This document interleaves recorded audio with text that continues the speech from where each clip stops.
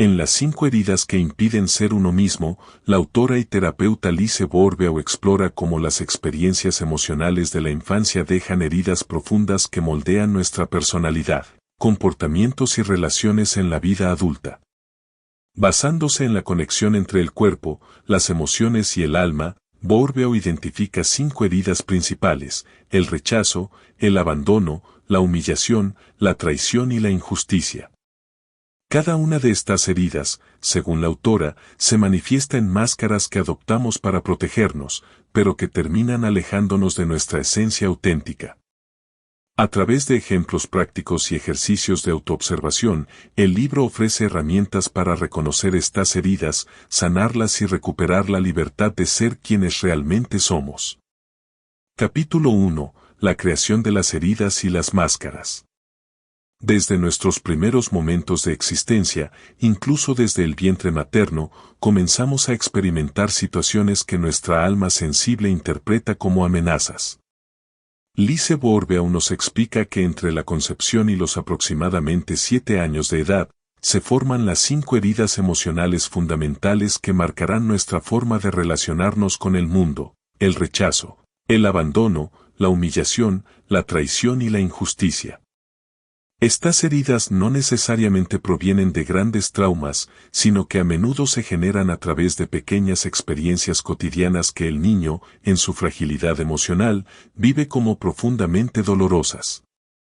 Un gesto de desprecio, una ausencia no explicada, una comparación hiriente o una promesa incumplida pueden dejar una huella imborrable en el alma infantil. Para protegernos de este dolor, nuestro inconsciente desarrolla lo que Bourbeau llama máscaras, mecanismos de defensa que nos permiten sobrevivir emocionalmente en nuestra infancia pero que, mantenidos en la edad adulta, nos impiden ser auténticos. Cada herida tiene su máscara correspondiente. La herida de rechazo crea la máscara del huidor, que nos hace retraernos y evitar el contacto por miedo a ser excluidos. La herida de abandono genera la máscara del dependiente, que nos lleva a aferrarnos a los demás por temor a la soledad. La humillación produce la máscara del masoquista, que nos hace menospreciarnos y someternos a los demás. La traición desarrolla la máscara del controlador, que nos vuelve desconfiados y manipuladores. Y la injusticia crea la máscara del rígido, que nos hace perfeccionistas e inflexibles. Lo fascinante es que estas heridas no solo se manifiestan en nuestro comportamiento, sino también en nuestro cuerpo físico. Bourbeau detalla cómo cada herida moldea nuestra postura, nuestra estructura corporal e incluso nuestras tensiones musculares. El huidor suele tener un cuerpo delgado y contraído, como queriendo desaparecer. El dependiente muestra un torso hundido, como cargando un vacío emocional. El masoquista desarrolla un cuerpo robusto que parece cargar con los problemas de todos. El controlador presenta hombros anchos y tensos, como sosteniendo un peso excesivo. Y el rígido mantiene una postura erguida y tensa, como si estuviera permanentemente en guardia. El primer paso para sanar estas heridas, nos explica Bourbeau, es tomar conciencia de ellas. Observar nuestras reacciones automáticas, nuestros miedos recurrentes y nuestras formas habituales de relacionarnos nos permite identificar qué máscaras estamos usando. La autora enfatiza que estas máscaras no son defectos, sino estrategias de supervivencia que en su momento nos protegieron, pero que ahora podemos comenzar a soltar. Capítulo 2. Rechazo. La herida de rechazo es una de las más profundas y tempranas que puede experimentar un ser humano, pues surge desde el momento mismo en que el alma se encarna en el cuerpo físico. Lise Bourbeau explica que esta herida se activa cuando el niño percibe, real o imaginariamente, que su existencia no es deseada o aceptada. Puede originarse por un embarazo no planeado, por padres emocionalmente distantes, o incluso por comentarios como "no eras lo que esperábamos". El rechazo es particularmente doloroso porque ataca directamente el derecho fundamental a existir, haciendo que la persona se sienta indeseable desde su núcleo más esencial. Quien carga con esta herida desarrolla la máscara del huidor como mecanismo de protección. El huidor cree que si se hace pequeño e invisible evitará ser rechazado nuevamente. En la infancia puede manifestarse como timidez extrema, dificultad para pedir lo que necesita o tendencia a aislarse. En la edad adulta, esta máscara se traduce en comportamientos de autosabotaje, rechazar oportunidades antes de que otros puedan rechazarlo a él, huir de relaciones íntimas por miedo al abandono, o crear una vida de mínima visibilidad para no sobresalir. El huidor suele decir frases como prefiero estar solo o no quiero molestar, revelando su convicción inconsciente de que no merece ocupar espacio en la vida de los demás. Físicamente, la herida de rechazo se manifiesta en un cuerpo que parece querer desaparecer, con textura delgada o encogida, músculos tensos, rostro que se mantiene neutral para no llamar la atención. Bourbeau señala que muchas enfermedades autoinmunes están relacionadas con este rechazo a uno mismo, como si el cuerpo atacara su propia existencia. También es común que aparezcan problemas en la piel, nuestra frontera con el mundo, o trastornos alimenticios que reflejan la negación de las necesidades básicas. Capítulo 3. Abandono. La herida de abandono se forma cuando el niño percibe una ausencia emocional o física prolongada de sus figuras de apego, generando una profunda sensación de vacío y desprotección. A diferencia del rechazo, que ataca el derecho a existir, el abandono hiere la necesidad básica de ser amado y acompañado. Lise Bourbeau explica que esta herida puede activarse en situaciones como padres ausentes por trabajo, hospitalizaciones tempranas que separan al bebé de su madre, o incluso por la llegada de un hermano que desplaza la atención familiar. La particularidad del abandono es que no requiere una ausencia real, basta con que el niño interprete que ha sido dejado a su suerte para que la herida se instale en su psique. Para protegerse de este dolor, el inconsciente desarrolla la máscara del dependiente, cuyo lema es necesito que alguien me complete. En la infancia, este patrón se manifiesta como angustia de separación excesiva, dificultad para jugar solo o conductas regresivas para llamar la atención. En la adultez, la máscara adopta formas más sofisticadas pero igualmente limitantes, relaciones codependientes donde se idealiza al otro, miedo patológico a la soledad, o adicciones relacionales donde se salta de una pareja a otra para evitar el vacío interior. El dependiente suele usar frases como no sé quién soy sin ti o por favor no me dejes, revelando su creencia nuclear, soy incompleto por mí mismo. Físicamente, el abandonado suele presentar un cuerpo que refleja su herida, postura encorvada como pidiendo protección, torso hundido que simula ese vacío emocional, o tendencia a aumentar de peso como forma simbólica de llenar el hueco afectivo. Bourbeau relaciona esta herida con trastornos digestivos, esa angustia que no se digiere, fatiga crónica, por el esfuerzo de buscar fuera lo que falta dentro, y problemas respiratorios, como si costara tomar el espacio vital propio. Capítulo 4. Humillación. La herida de humillación es una de las más complejas de sanar, pues se genera cuando el niño experimenta vergüenza de sí mismo al sentirse criticado, ridiculizado o menospreciado en su valor esencial. Lise Bourbeau describe cómo esta herida suele activarse en entornos donde los cuidadores, a menudo sin mala intención, utilizan la vergüenza como método educativo. Eres un sucio, ¿cómo puedes ser tan torpe? Das asco cuando haces eso. Cada una de estas frases, pronunciadas delante de otros o en privado, va minando la dignidad del niño hasta convencerlo de que hay algo fundamentalmente defectuoso en él.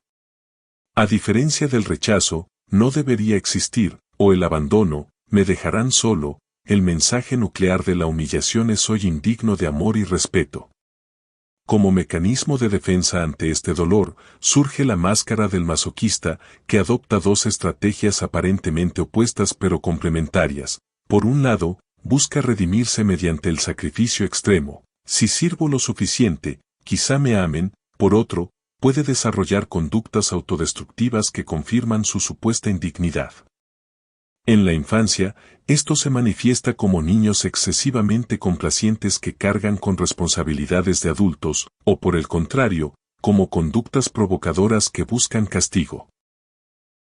En la edad adulta, el masoquista se reconoce por su dificultad para recibir, su tendencia a elegir relaciones donde es menospreciado, y su voz interna constantemente crítica que repite no eres suficiente. El cuerpo del humillado cuenta su historia de manera elocuente. Bourbeau señala que suelen desarrollar cuerpos robustos que parecen cargar el peso de la vergüenza ajena, con espaldas anchas y vientres prominentes, como si atesoraran secretos vergonzosos.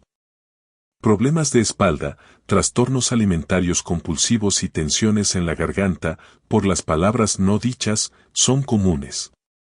Curiosamente, muchos desarrollan una sonrisa permanente que oculta su dolor interno, creando una contradicción entre su expresión facial y su lenguaje corporal encogido. Capítulo 5. Traición. La herida de traición surge cuando el niño experimenta la ruptura de la confianza básica en quienes debían protegerle, generando una profunda desilusión que distorsiona su capacidad de vincularse auténticamente. Lise Bourbeau explica que esta herida se activa en situaciones donde las figuras de apego no cumplen promesas fundamentales, explícitas o implícitas, como seguridad, lealtad o protección.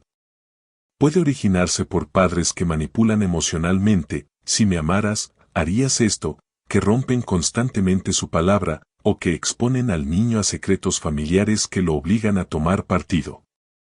La particularidad de esta herida es que el niño no solo siente dolor, sino también rabia e impotencia al descubrir que quienes decían amarlo lo han utilizado o defraudado.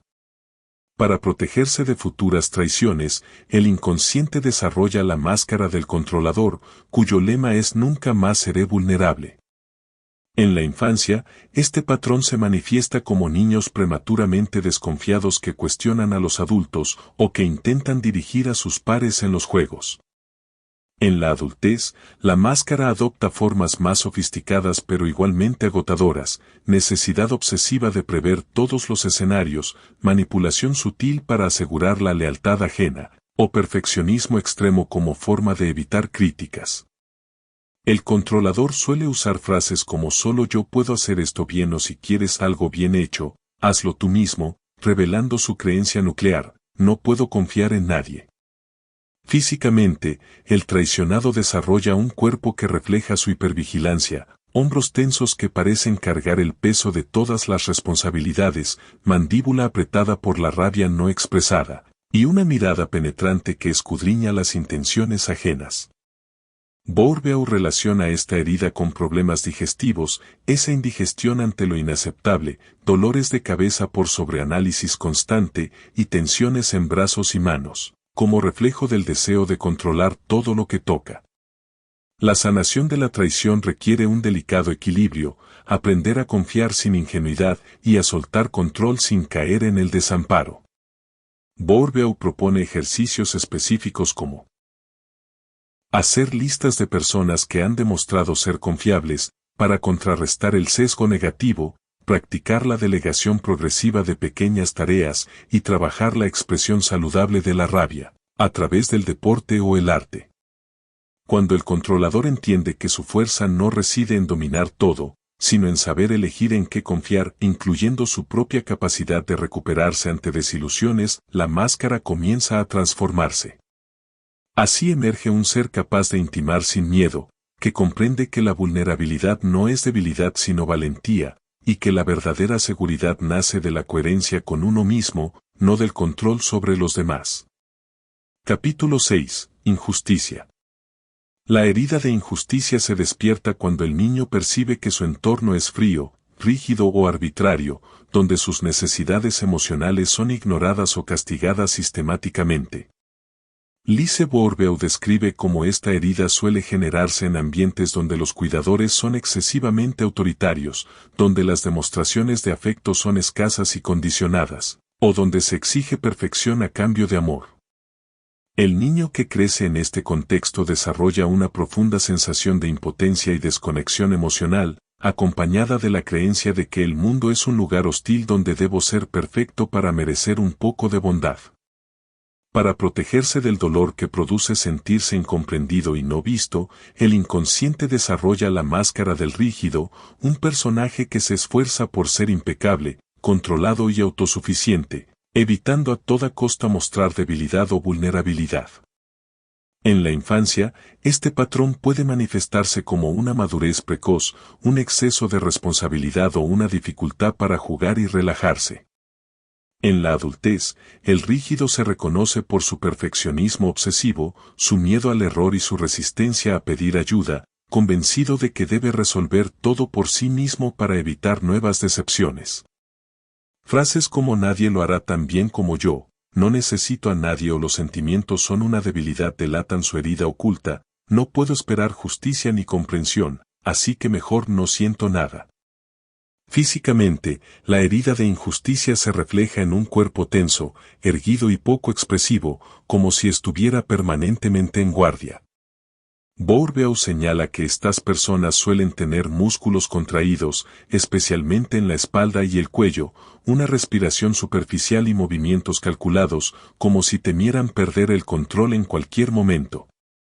También son comunes los problemas de circulación, simbólicamente, la dificultad para dejar fluir, contracturas crónicas y trastornos de la piel, como si el cuerpo rechazara el contacto externo por miedo a ser lastimado nuevamente.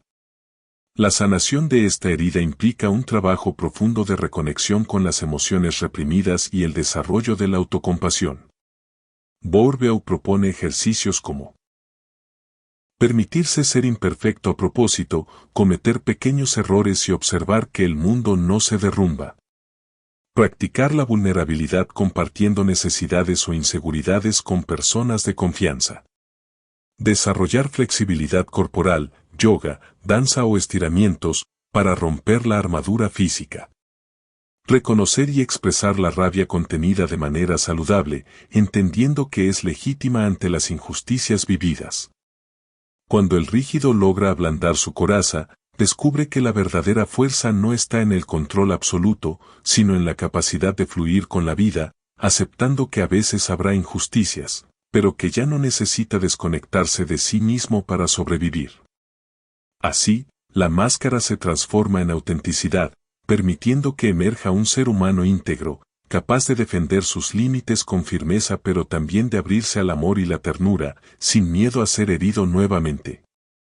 La justicia interna, al fin, comienza en el propio corazón. Capítulo 7. La sanación de las heridas y la transformación de las máscaras. El camino de sanación que propone Lise Bourbeau no consiste en eliminar las heridas, pues estas forman parte de nuestra historia, sino en transformar nuestra relación con ellas para que dejen de gobernar nuestra vida desde la sombra. Este proceso de transformación sigue un camino circular con 4 etapas fundamentales: toma de conciencia, aceptación, responsabilidad y acción consciente. La autora enfatiza que no se trata de un proceso lineal, sino de una espiral donde constantemente revisitamos nuestras heridas desde nuevos niveles de comprensión. El primer paso, la toma de conciencia, implica reconocer nuestras máscaras en acción. Bourbeau sugiere observar nuestras reacciones automáticas: ¿huyo cuando me siento vulnerable? ¿Me aferro a los demás por miedo al abandono? ¿Busco controlar todo para evitar decepciones?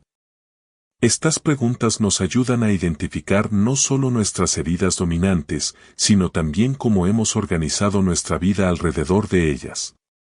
La autora propone un ejercicio poderoso: escribir una carta a nuestro niño interior describiendo cómo se manifiesta cada herida en nuestra vida adulta, sin juicios, solo con compasión. La aceptación profunda llega cuando comprendemos que estas máscaras fueron necesarias para nuestra supervivencia emocional. Bourbeau insiste en que no debemos luchar contra ellas, sino agradecerles su servicio y permitirles retirarse suavemente. Aquí resulta útil visualizar nuestras máscaras como armaduras que alguna vez nos protegieron pero que ahora solo nos pesan. Un ejercicio transformador es dialogar con cada máscara, preguntándole qué necesita para sentirse segura y poder descansar. La etapa de responsabilidad marca un punto crucial: dejar de culpar a nuestros padres o circunstancias pasadas, y en cambio asumir que ahora somos adultos capaces de cuidar de esas partes heridas. Bourbeau advierte que muchas personas quedan estancadas en el papel de víctima, repitiendo patrones mientras esperan que alguien venga a rescatarlas. Romper este ciclo implica hacernos cargo conscientemente de nuestras necesidades emocionales actuales. La autora propone crear rituales de reparación. Si de niño sufriste abandono, por ejemplo, puedes programar citas semanales contigo mismo donde te brindes la atención que necesitas. La acción consciente cierra el círculo con prácticas concretas para transformar las máscaras en dones. El huidor puede convertirse en alguien que valora su espacio interior sin aislarse, el dependiente en una persona que disfruta de la compañía sin perder su centro, el masoquista en alguien que sirve por amor genuino, no por necesidad, el controlador en un líder que guía sin manipular y el rígido en un ser íntegro que combina fortaleza con flexibilidad. Bourbeau ofrece meditaciones específicas para cada transformación, como visualizar cómo sería vivir sin esa máscara durante un día completo. El capítulo culmina con una reflexión poderosa: cuando sanamos nuestras heridas, no solo nos liberamos nosotros mismos, sino que rompemos cadenas generacionales. Nuestras máscaras suelen ser herencias familiares inconscientes que pasamos a nuestros hijos si no las trabajamos. La verdadera sanación ocurre cuando podemos mirar a nuestros padres con comprensión, reconociendo que ellos también actuaron desde sus propias heridas. Bourbeau nos invita a convertirnos en rompepatrones, aquellos que transforman el dolor en sabiduría y las máscaras en autenticidad radiante. Así, lo que alguna vez fue nuestra mayor vulnerabilidad se convierte en nuestra mayor enseñanza. En conclusión, no es solo un libro sobre el dolor emocional, sino un mapa para el reencuentro con nuestra esencia auténtica. Lise Bourbeau nos guía a través de un viaje transformador donde descubrimos que las máscaras que creamos para sobrevivir pueden convertirse en puentes hacia nuestra verdad más profunda. Al reconocer, aceptar y sanar estas heridas, rechazo, abandono, humillación, traición e injusticia, dejamos de vivir desde el miedo para comenzar a vivir desde el amor propio.